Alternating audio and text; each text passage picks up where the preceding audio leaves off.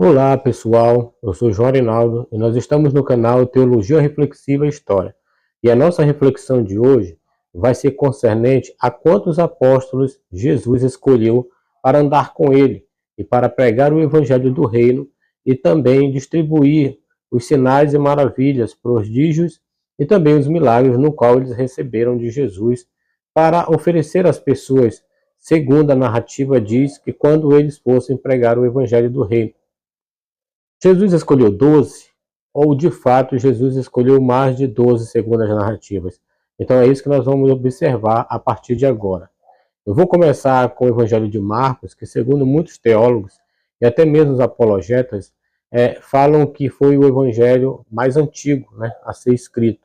Eu não vou citar Mateus 10, porque em Mateus 10 está a mesma lista de nomes que está em Marcos. Então vamos lá. Simão, a quem pôs o nome de Pedro, Tiago, filho de Zebedeu, e João, irmão de Tiago, aos quais pôs o nome de Boanerges, que significa filhos do trovão. André e Filipe, e Bartolomeu, e Mateus e Tomé, e Tiago, filho de Alfeu, e Tadeu, e Simão, o Zelote, e Judas Iscariotes, o que traiu. Observem aqui no nome do Tadeu. O Tadeu ele está nessa lista de Marcos e também está na lista de Mateus. Lucas diz assim: E quando já era dia, chamou a si os seus discípulos e escolheu 12 deles, e quem também deu o nome de apóstolos: Simão, o qual também chamou Pedro, e André, seu irmão, Tiago e João, Filipe e Bartolomeu, Mateus e Tomé, Tiago, filho de Alfeu, e Simão, chamado Zelote, Judas, filho de Tiago, e Judas Iscariotes, que foi o traidor. Ou seja, nas narrativas de Mateus e Marcos, chama um Tadeu. E aqui na narrativa de Lucas, no lugar do Tadeu, entrou um outro Judas, Judas, filho de Tiago. Ou seja, para Marcos e Mateus, Tadeu é apóstolo de Jesus, mas para Lucas, Tadeu não é apóstolo de Jesus. Quem é apóstolo de Jesus é Judas, filho de Tiago, ou seja, na lista de Lucas, o Tadeu não aparece. Agora vamos para o Evangelho de João. Depois disso, manifestou-se Jesus outra vez aos discípulos, junto ao mar de Tiberíades, e manifestou-se assim. Estavam juntos Simão Pedro e Tomé, chamado Dídimo, e Natanael, que era de Caná da Galileia, e os filhos de Zebedeu e outros 2 de seus discípulos. Disse-lhe Simão Pedro: Vou pescar. Disseram-lhe eles: Também nós vamos contigo. Foram e subiram ao lago para o barco, e naquela noite nada apanharam. Ou seja, aqui nós já temos uma outra pessoa que é apóstolo de Jesus, que segundo a narrativa de João é Natanael. Ou seja, nós temos agora 14 apóstolos, né? Já que tem o Tadeu e tem mais o outro Judas, filho de Tiago, e agora o Natanael. Ou seja, a escolha de Jesus, segundo muitas pessoas pregam, usando o único evangelho para dizer que eram 12, né? Aqui a gente já está vendo que são 14. E as coisas ainda vão melhorar ainda mais a partir de agora. No dia seguinte, João estava outra vez ali, na companhia de 2 de seus discípulos. E vendo passar a Jesus, diz: Eis aqui o Cordeiro de Deus. E os 2 discípulos ouviram-no dizer isso e seguiram a Jesus. E Jesus, voltando-se, vendo que eles o seguiam, disse-lhes: Que buscais? E eles disseram: Rabi, que traduzido quer dizer mestre, onde moras? Ele lhes disse: Vinde e vede. Foram e viram onde morava, e ficaram com ele aquele dia. E era já quase a hora 10ª. Era André, irmão de Simão Pedro, um dos 12 que ouviram aquilo de João, e o haviam seguido. Este achou primeiro o seu irmão Simão, e disse-lhe: Achamos o Messias, que traduzido é o Cristo. E levou-os a Jesus. E olhando Jesus para ele, disse: Tu és Simão, filho de Jonas, tu serás chamado Cefas, que quer dizer Pedro. No dia seguinte, quis Jesus ir a Galiléia e achou a Felipe e disse-lhe: Segue-me. Ou seja, nós observamos que na chamada dos apóstolos, segundo Mateus e Marcos, Pedro ele está num barco, ele, seu irmão André, e Jesus vem passando às margens da Galiléia, né, do rio da Galiléia, do mar da Galiléia, E aí chama Pedro e João. Já na narrativa de João, né, do evangelista João, Pedro e André passam a seguir a Jesus na Judéia, porque aqui, segundo o relato de João, eles estão na Judéia, né? E na Judéia, através de João Batista, que mostra Jesus passando, ele diz: eis ali o Cordeiro de Deus, aquele que tira o pecado do mundo. Ou seja, André se maravilha e passa a seguir esse Jesus e vai informar a Pedro, irmão dele, que eles acharam o Messias, né? Que é o Cristo. Ou seja, uma narrativa extremamente diferente daquilo que Mateus, Marcos, Lucas, né, trazem, de que Jesus vai passando, eles estão no barco, né, limpando as redes. Aqui eles já não estão no Mar da Galileia, aqui eles estão na Judéia, né? Então fica uma coisa assim muito tenebrosa, vamos dizer assim, porque as narrativas, né, do Novo Testamento, falando dos evangelhos, elas não coagunam uma com as outras, e sempre elas deixam uma espécie de ponta de fio solto. E isso a gente só consegue encontrar quando a gente ler com atenção. Com atenção.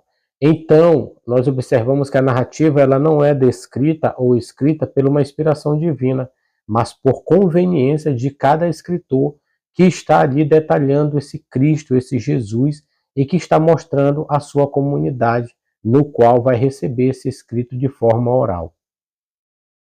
E Filipe era de Betsaida, cidade de André e Pedro.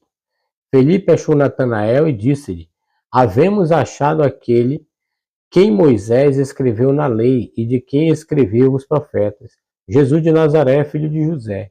E disse-lhe Natanael: pode vir alguma coisa boa de Nazaré? E disse-lhe Filipe: vem e vê. Jesus viu Natanael, vi ter com ele e disse-lhe: eis aqui o verdadeiro israelita, de quem não há dolo. Disse-lhe Natanael: de onde me conheces tu? Jesus respondeu e disse-lhe: antes que Filipe te chamasse, te vi eu estando tu debaixo da figueira. Natanael respondeu e disse-lhe: Rabi, tu és o Filho de Deus, tu és o Rei de Israel. Ou seja, aqui descreve esse encontro entre Natanael e Jesus. E a partir daqui, Natanael é mais um apóstolo escolhido por Jesus. O Natanael que vai entrar somente no Evangelho de João, pois Marcos, Mateus e Lucas não falam dele. E Jesus, andando junto ao mar da Galileia, viu dois irmãos, Simão, chamado Pedro, e André, os quais lançavam as redes ao mar, porque eram pescadores. E disse-lhes: vinde após mim, e eu vos farei pescadores de homens. Então eles, deixando logo as redes, seguiram. E adiantando-se dali, viu outros dois irmãos, Tiago, filho de Zebedeu, e João, seu irmão, no barco com Zebedeu, seu pai, consertando as redes, e os chamou. Olha, aqui o Mateus ele já traz uma outra descrição desse encontro entre Jesus e Pedro e André, já totalmente diferente daquilo que João traz, enquanto eles estão na Judéia e Pedro passa a conhecer Jesus através do relato de André, que André já recebe de João Batista, que diz que Jesus é o Cordeiro de Deus.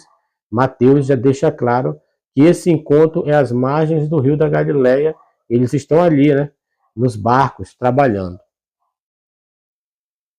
E apresentaram dois, José chamado Barsabás, que tinha por sobrenome Justo, e Matias. E orando disseram: tu, Senhor, conhecedor do coração de todos, mostra qual destes dois tem escolhido, para que tome parte deste ministério e apostolado de que Judas se desviou para ir para o seu próprio lugar. E lançando-lhe sortes, caiu a sorte sobre Matias, e por voto comum foi contado com os 12 apóstolos. Ou seja, aqui já Matias, ele é escolhido através ali de um eles fazem ali um sorteio, e aí o Matias é escolhido. E neste sorteio tem as regras, né, que só podia participar desse sorteio quem tivesse andado com Jesus, quem tivesse visto Jesus pregar, quem tivesse visto Jesus ser crucificado e ressuscitado e ter tido a sua ascensão ao céu. Só quem passasse por essa peneira era de fato aqueles que iriam concorrer a este chamado apostólico, que iria ser ali através de um sorteio. e na hora esse sorteio cai em nome de Matias. E Matias é escolhido para ficar ali no lugar de Judas Iscariotes, já que a narrativa diz que Judas tirou a sua própria vida. Ou seja, lemos várias narrativas do Novo Testamento e observamos que os escritores, eles não escrevem através de uma obra divina de um Deus que inspira divinamente esses escritores a escrever as mesmas coisas. Muito pelo contrário, eles escrevem coisas que não são correntes em cada um dos evangelhos, e aí eles acabam deturpando uns aos outros, porque não traz a mesma narrativa correta para que pudéssemos falar de um escrito que realmente seja inspirado, e sim um escrito que é escrito através da conveniência, porque esses escritos eram levados a comunidades, e essas comunidades recebiam esses escritos de via oral para que pudessem acreditar nessa nova religião estatal do Império Romano, a Igreja Católica Apostólica Romana, no qual foi a responsável durante todos os séculos de manter esses escritos vivos e de passar de século em século esses escritos para que as pessoas no qual esse escrito chegasse, né, dentro da sua localidade, através de uma colonização, né, porque os lugares onde foram colonizados pela Igreja Católica é que receberam esse Novo Testamento para assim acreditar e ter essa base de fé nessa nova religião e neste livro que uma hora fala uma coisa, outra hora fala outra coisa. Mas nós só passamos a olhar direito para isso quando observamos que as narrativas elas não coagunam uma com as outras. Muito pelo contrário, elas entram ali em decadência a partir de que um fala uma coisa e outro fala outra coisa. E se você gostou desse trabalho, deixe o seu like e compartilhe com todas as pessoas que você conhece. Um forte abraço e até a próxima.